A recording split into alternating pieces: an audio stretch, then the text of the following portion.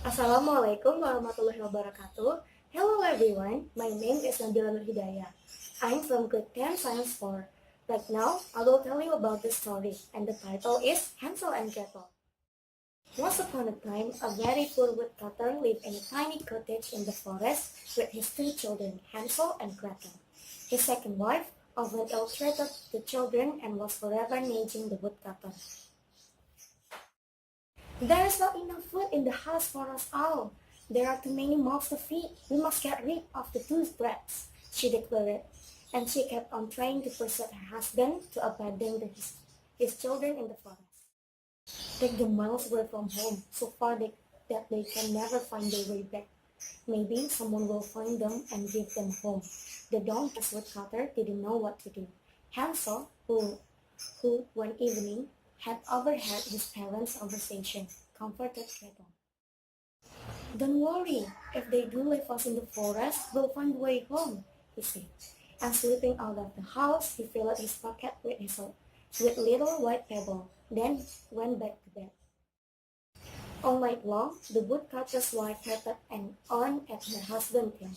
At dawn, he led Hansel and Gretel away into the forest. But as they went into the depths of the tree, Hansel dropped a little white pebble here and there on the mossy green ground. At a certain point, the two children found they really were alone. The woodcutter had plugged up enough courage to desert him, had mumbled an excuse and was gone. Night fell, but the woodcutter did not return. Gretel began to sob bitterly. Hansel too felt scared, but he tried to hide his feeling and comfort his sister. Don't cry, trust me. I swear I'll take you home even if father doesn't come back for us. Luckily, the moon was full that night, and Hansel waited till its cold light filtered through the trees. Now give me your hand, he said. We'll get home safely, you'll see. The tiny wet pebbles glimmered in the moonlight, and the children found their way back home. They kept through a half-open window without wakening their parents. Cold, tried too thankful to be home again, they slipped into bed. Next day, when their stepmother discovered that Hansel and Gretel had returned, she went into a rage, stifling her anger in front of the children. She locked her bedroom door, reproaching her husband for failing to carry out her orders. The weak woodcutter protested, turned as he was between shame and fear of disobeying his cruel wife. The wicked stepmother kept Hansel and Gretel under lock and key all the day with nothing for supper but a sip of butter and some hard bread. All night, husband and wife quarreled, and when dawn came, the woodcutter led the children out into the forest. Hansel, however, had not eaten his bread, and as he walked through the trees, he left a trail of crumbs behind him to mark the way. But the little boy had forgotten about the hungry birds that live in the forest. When they saw him, they flew along behind and in no time at all had eaten all the crumbs. Again, with a lame excuse, the woodcutter left his two children by themselves.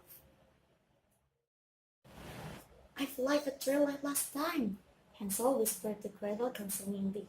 But when night fell, they saw their horror that all the crumbs had gone. I'm frightened, cried Gretel bitterly. I'm cold and hungry, and I want to go home. Don't be afraid, I'm here to look after you. Hansel tried to encourage his sister, but he too shivered when he glimpsed a frightening shadow and evil eyes around them in the darkness.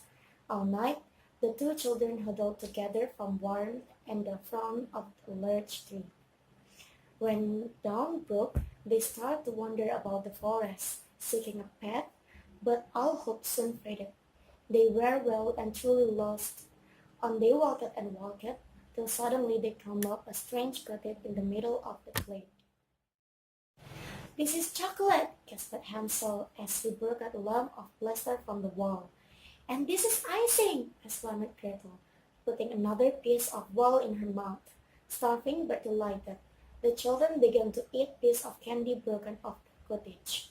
Isn't this delicious? Said Gretel, with her mouth full. She had never tasted anything so nice. Come in, you've nothing to fear, went on the old woman.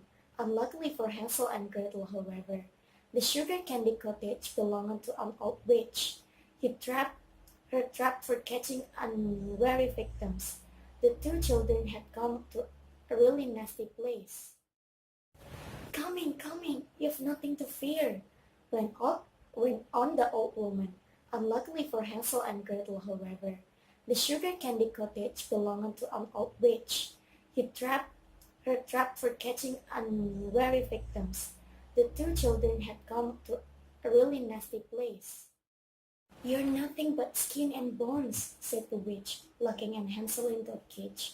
I shall fatten you up and eat you. You can do the housework, she told Gretel grimly.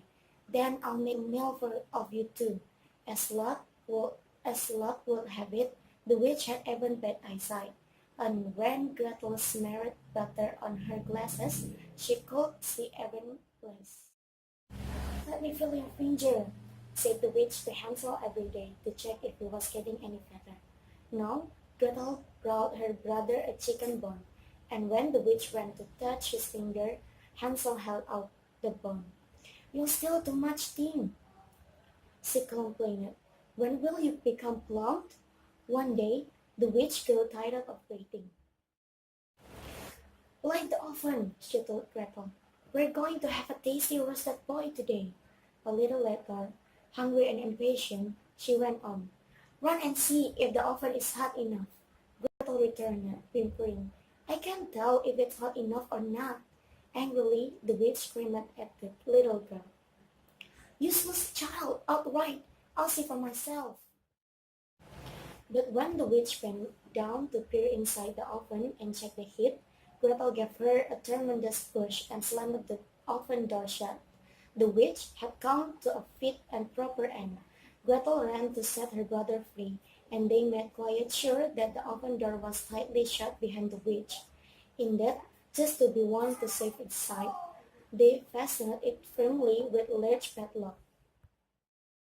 Then they stayed for several days to eat some more of the house, till they discovered amongst the witch's belongings a huge chocolate egg.